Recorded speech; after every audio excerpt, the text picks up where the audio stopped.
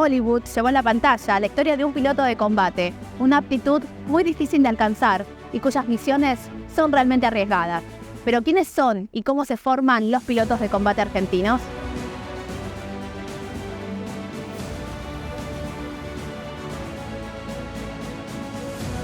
Hola amigos de YouTube, soy Patti Fernández y desde Villa Reynolds, provincia de San Luis, les traigo este especial sobre los pilotos de A4AR de la Fuerza Aérea Argentina, conocidos también como los halcones.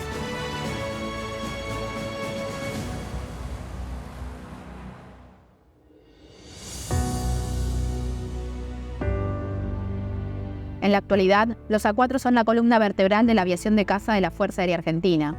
Y gracias a sus múltiples capacidades, son utilizados para entrenar y preparar a los pilotos argentinos. El A4AR, bueno, es un avión muy noble. En las capacidades principales del A4AR, bueno, tenemos capacidad de abastecimiento en vuelo, o sea, nosotros no tenemos límite con un generador constante de oxígeno. Entonces el avión despega y literalmente puede mantenerse en vuelo el tiempo que quiera.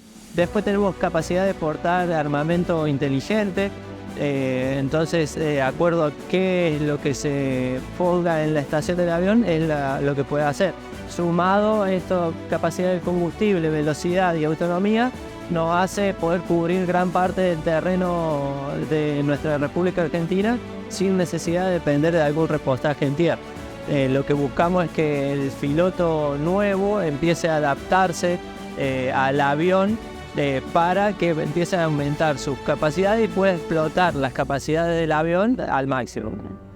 La instrucción de los nuevos pilotos consiste en desarrollar la capacidad de enfrentarse a diferentes situaciones, como podría ser la reducción de visibilidad o la simulación de misiones de combate.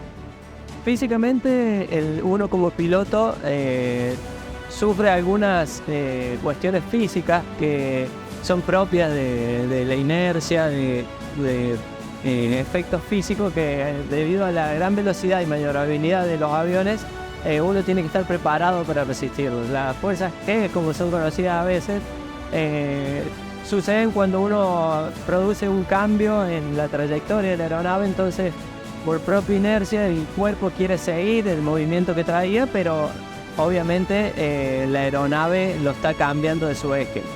La adaptación nosotros la vamos sufriendo a medida que arrancamos a hacer el curso de aviador militar. Uno empieza a experimentar lo que es el vuelo, desde lo más básico hasta lo más complejo.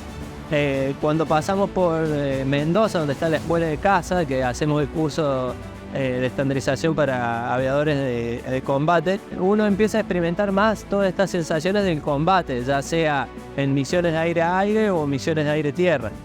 Acá lo que buscamos es que el piloto que ya viene conociendo cómo son esas sensaciones se adapte a nuevas, porque todas estas cuestiones cambian dependiendo de las performances muchas veces del avión. Entonces el piloto tiene que estar adaptado y tiene que estar en conocimiento de qué es lo que se viene. Las sensaciones de vuelo en este avión son diferentes a otras y el piloto tiene que estar a la altura. Instrucción, simulación y adaptación. Todas estas fases están comprendidas en el adiestramiento de los pilotos de caza. Pero, ¿cuáles son las sensaciones que atraviesan a los pilotos que realizan su primer vuelo en solitario? ¿Por qué alguien decide convertirse en piloto de caza? En lo personal, este momento representa algo muy importante en la carrera de cualquier piloto. El vuelo solo es uno de los hitos más trascendentales y más en este sistema de armas de tal magnitud. Para nosotros es un día muy emocionante. Estamos muy contentos y muy felices de haber logrado este vuelo solo en este sistema, el cual nos enorgullece a nosotros, a nuestros familiares, a nuestro escuadrón y a toda la Fuerza Aérea.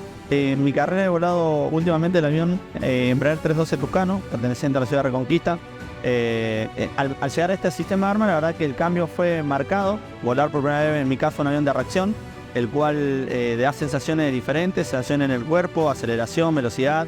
En mi vuelo solo particularmente, como todo piloto, sentí esa necesidad de a veces hacer una consulta al instructor y darse cuenta que uno está solo. Uno se llena de coraje y de arrojo para tomar decisiones, volar el avión, concentrarse, hacer todo lo que uno aprendió gracias a sus instructores y poder disfrutar de las sensaciones del vuelo, que particularmente en este avión son increíbles y a uno le llenan el cuerpo de satisfacción. yo decidí ser piloto de caza el día 1 que ingresé a la escuela de aviación militar.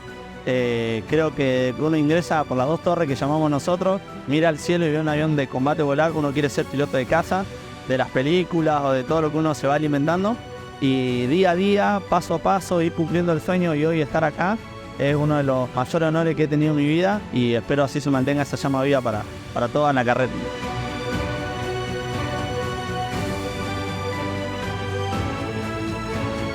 Bueno amigos de YouTube, hasta acá llegamos hoy. Si les gustó el video, los invito a darle un me gusta, compartirlo y suscribirse al canal.